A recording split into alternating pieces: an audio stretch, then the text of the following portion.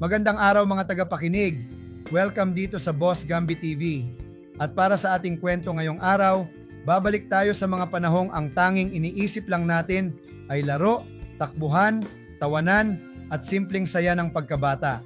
Isa itong kwentong puno ng alaala, romansa ng kabataan, at misteryosong alaala tungkol sa isang kakaibang gagamba na minsang naging alamat sa aming baryo, ang hari ng Talahiban. Taong 2003 noon. Maliit pa lamang ako at nakatira kami sa isang simpleng baryo kung saan puro puno ng mangga, palayan at mahahabang talahiban ang makikita sa paligid. Sa umaga, gigising kami sa tilaok ng manok.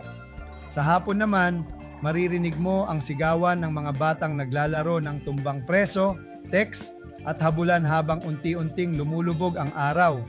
Ako noon ay tinatawag nilang Marco sa aming lugar. Lagi akong may tirintas na tsinelas, kupas na short at pawisang sando dahil maghapon kaming nasa labas kasama ang tropa kong sina June, Carlo, Emil at Toto. Isang mainit na hapon matapos kaming maligo sa ilog, napagdesisyonan naming maghanap ng gagamba sa may talahiban sa likod ng bukid.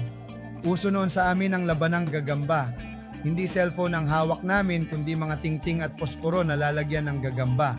Habang naglalakad kami sa makitid na pilapil, naamoy ko pa ang sariwang damo at putik na bagong nadiligan ng ulan kagabi.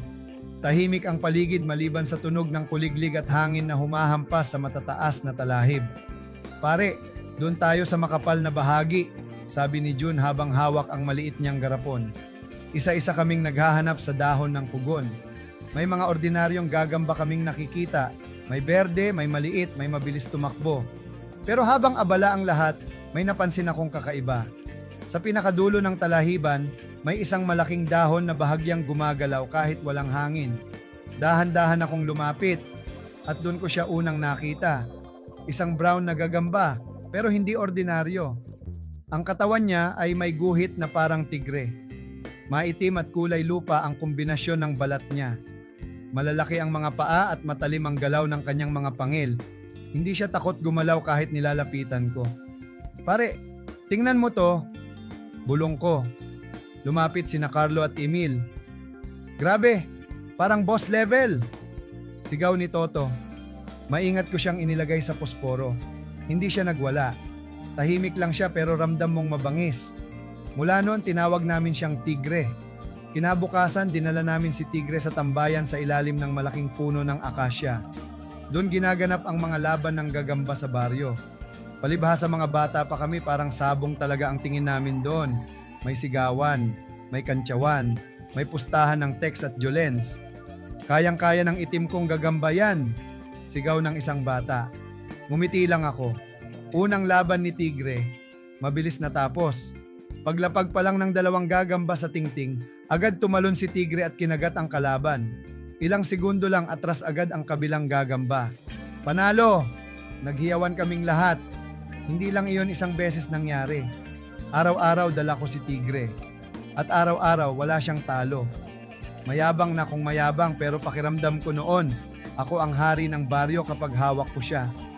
Kahit mga batang mas matanda sa amin gusto siyang labanan pero lahat sila natatalo.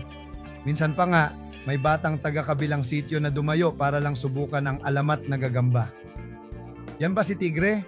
Tanong niya. Oo, sagot ko habang nakangiti. Nang magsimula ang laban, halos 1 minuto ding nagtitigan ng dalawang gagamba. Tahimik kaming lahat, tanging hangin lang ang maririnig.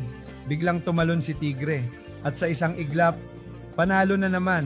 Parang may kakaiba talaga sa kanya. Hindi siya simpleng gagamba lang. Matalino siyang gumalaw, marunong umiwas, marunong umatake. At habang tumatagal, lalo kaming napapalapit sa kanya. Pero isang araw may nangyaring hindi namin malilimutan. Tag-ulan noon. Madilim ang ulap at malakas ang hangin. Galing akong eskwela habang hawak ang posporo ni Tigre sa bulsa ng aking bag. Pagdating ko sa bahay, dali-dali akong tumakbo palabas para tingnan siya. Pero wala na siya. Bukas ang posporo. Nanlamig ako.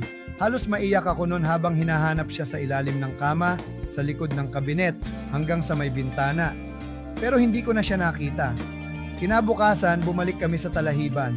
Umaasa akong makikita ko siya ulit. Tahimik kaming naglalakad noon. Wala masyadong usapan. Parang may kulang sa barkada. At habang nakatingin ako sa matataas na damo na sinasayaw ng hangin, doon ko na-realize, minsan talaga, ang pinakamagagandang alaala ay hindi habang buhay nananatili, pero kailanman hindi sila nawawala sa puso natin. Ngayon, tuwing naaamoy ko ang sariwang damo pagkatapos ng ulan, tuwing nakakarinig ako ng kuliglig sa gabi, naaalala ko si Tigre. Naaalala ko ang batang si Marco na walang iniisip kundi makipaglaro, tumawa at mangarap. At siguro, iyon ang totoong dahilan kung bakit espesyal ang ating pagkabata. Hindi dahil perpekto ito, kundi dahil iyon ang panahon na masaya tayo sa maliliit na bagay. At dito na nagtatapos ang ating kwento ngayong araw, mga tagapakinig. Isang kwentong magdadala sa atin pabalik sa mga panahong wala pang problema at puro laro lang ang ating iniisip.